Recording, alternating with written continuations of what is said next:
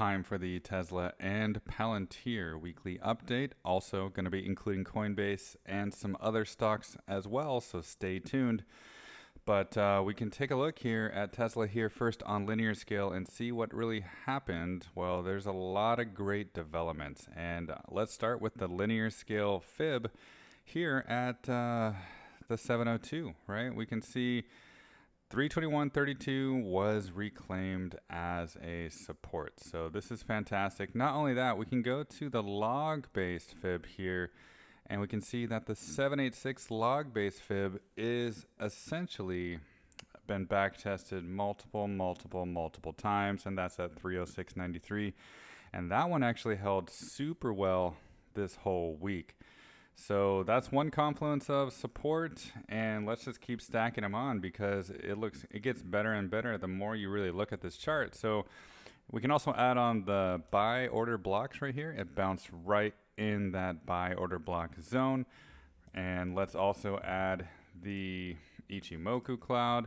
Guess what? It's back inside of the cloud. It's back above the conversion line, back above the baseline. We can even add on the moving averages, and still is back above the 50-week moving average after closing 1 week below it for the first time. And let's just continue with that trend, and we can even put on the Bollinger Band here. And guess what? The Bollinger Band is the 20-week moving average. It back tested that as well, and that's at 303.80. And it's been basically riding it down as a support, and now it's finally upward sloping as well. So this is a good trend change for that. And the last thing I want to just show you is really the bull market support band right here. And we can see that price also just went back down to backtest this bull market support band. And what the bull market support band is, if you guys don't know, we can just take a look here. It's the red is the 20-week moving average, and the green is the 21-week EMA, exponential moving average. So that's what that is. But you know what? It's a beautiful back test across the board.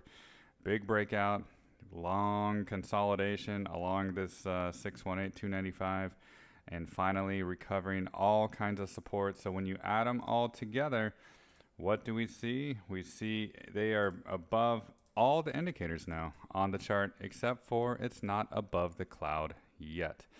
So just maybe a few more weeks, maybe a few more months until it's able to escape the cloud and escape this big resistance barrier above, which is the 786. So the 347.58, that is going to be our next resistance zone. Also, there's more confluence with my Gann square on linear scale here. We're going to take a look at this right here, and the orange level is 358.63.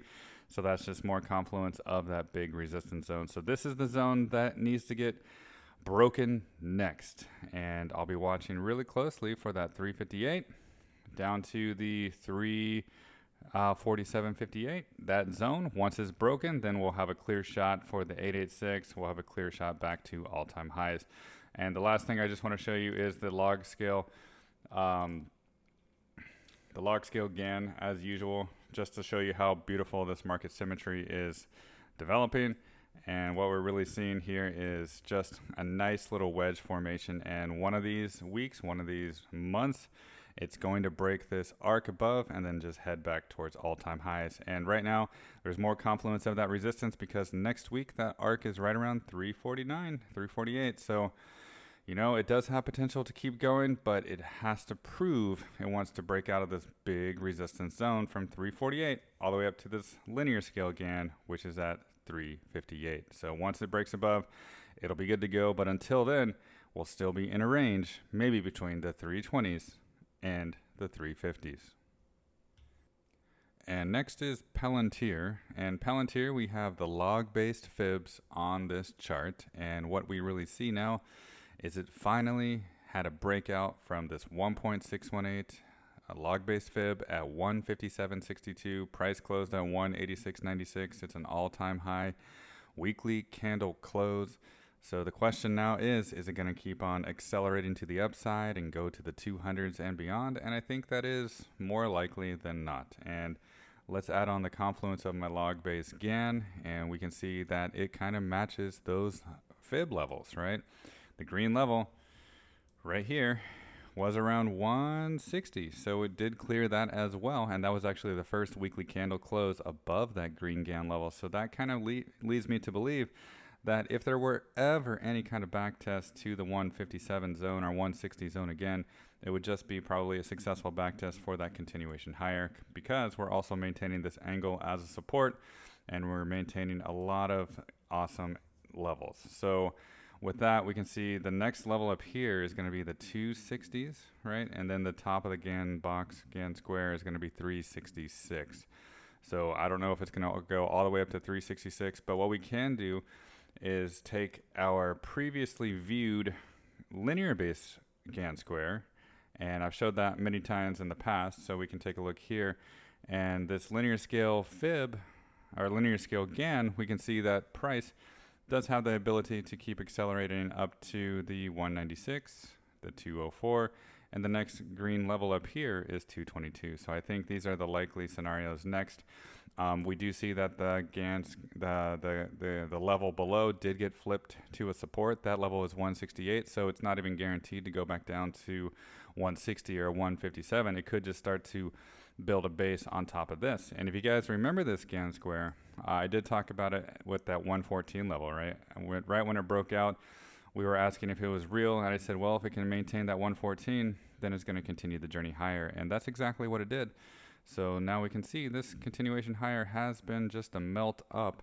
So the main focus for me is just maintaining support, and maintaining support means it's just going to continue going higher. So what I'm watching the most out of everything on my indicators here is just this 168 level.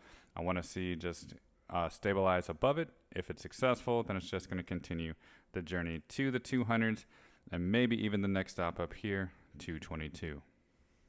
And next is Coinbase here. In Coinbase, we can see that price did not close the week back above the 318.95, this 886. This is the level that I've been watching the most, and it did not do it. So does that mean that price needs to go still further down to retest lower levels before continuing higher? And with Coinbase, that's always a possibility because it's a very volatile stock. But one thing I wanted to point out is when you look at the Ichimoku indicators here, especially the baseline at 293.61, that hit perfectly. And this number, this 293.61, it's not only the weekly baseline, but if you go to the monthly chart here, it's also the monthly conversion line to 93.61. So it hit a very important level, and backtesting a monthly conversion line after a breakout is actually a very bullish thing. And on the weekly chart, backtesting the baseline is also a very nice development. So it's not guaranteed to go down any lower towards this 277, the blue level, which there is a lot of confluence there. Why? Because there is that previous resistance here, a big breakout, but it was a fake out, and it was the breakdown level and also a resistance before it broke out again. So that 277 is still possible, but if this baseline continues to hold at 293, it's not really guaranteed to go lower. So I want to add more confluence of that support, and I did show it last week, which was my linear scale GAN for Coinbase. And this is right here on this chart over here. This is the linear scale GAN, and I pointed out the fact that going back to backtest this angle was always a possibility because it was basically a big zone going all the way up through the chart. It would even offered us support right here before. It offered resistance right here, even offered resistance here with some liquidity below, resistance here as some liquidity above. But this is ultimately a breakout to the arc, got rejected, came back down to this angle, and it's holding. So I did mention this completely last week, how this zone is appropriate for a backtest even down to that arc, which is also in the 280s. So I do think that is still possible to go there, but I want to just point out the confluence that this angle right around the 300 level plus the baseline right here at the 293 level is kind of acting really strong as support. So if this trend continues, then perhaps in the weeks to come, we can just stabilize inside this little wedge formation here on linear scale, which is around 318.90 down to the low 300s. This maybe stay in this zone until it's ready to break out. And once we're really back above this arc and the level and this angle here again, then I think it'll be ready to continue the journey back to the 400s and above. But it could take some time, right? It could take some time, a little bit more consolidation, because it is still underneath this all-important 886 fib level right here, 318.95. So we do need to reestablish that as a support. And once we do that, it'll be ready to continue the journey higher. But right now, my main focus is the low 300s down to the 290s. All we got to do is continue to stabilize above that. And if so, it can break this resistance and trend higher again. And next I wanted to do Robinhood, and Robinhood, we can take a look and see that it did break into all-time high territory. In fact, it was an all-time high weekly candle close.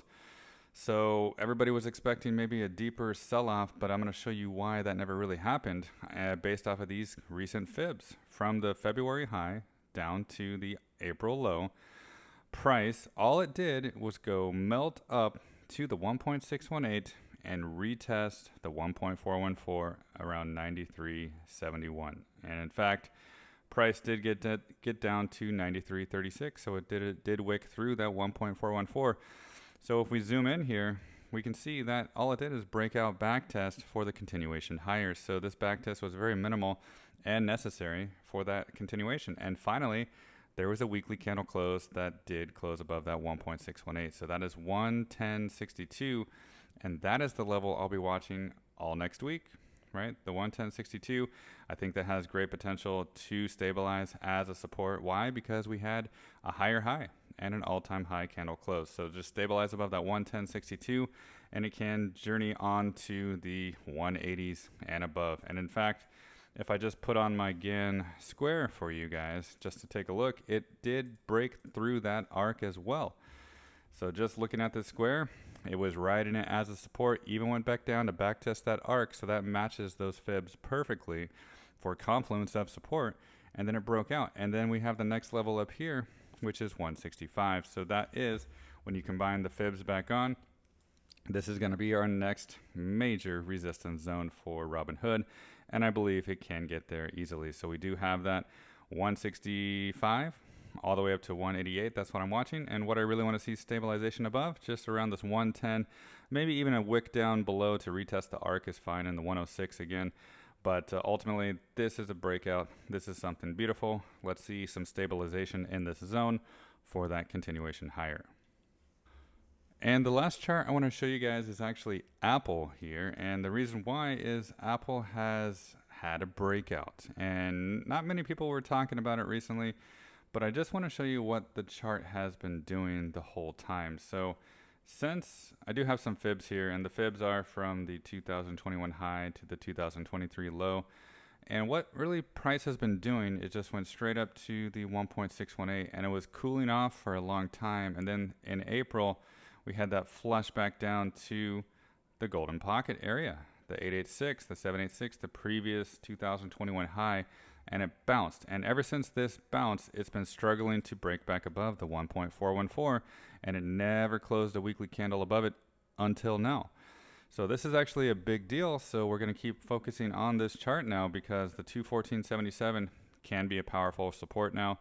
The next level is the 232.44 to break as a resistance. And then once we can break that and flip it to support, then the potential to actually go to the 300s is there, because that's really the next resistance zone above. And in fact, if we put on our monthly chart here, we can actually add on our Gann square, and what else exists up top is the green level of the Gann square, right? And that green level is right around 326. So I think the melt up can continue. I think Apple is ready to go to the 300s once it can break this 232.44. So it's not ready yet, but it's going in the right direction, especially after reclaiming that 1.414. So it was a beautiful recovery, almost ready to go to all-time highs. Still a little bit more resistance to go, but I just wanted to cover this one shortly because it had a breakout and not many people were caring about it. But because of this breakout, it's signaling that it does not want to go lower anymore, and it wants to resume the trend higher. And the next targets, 299, 326, or even the 340s above.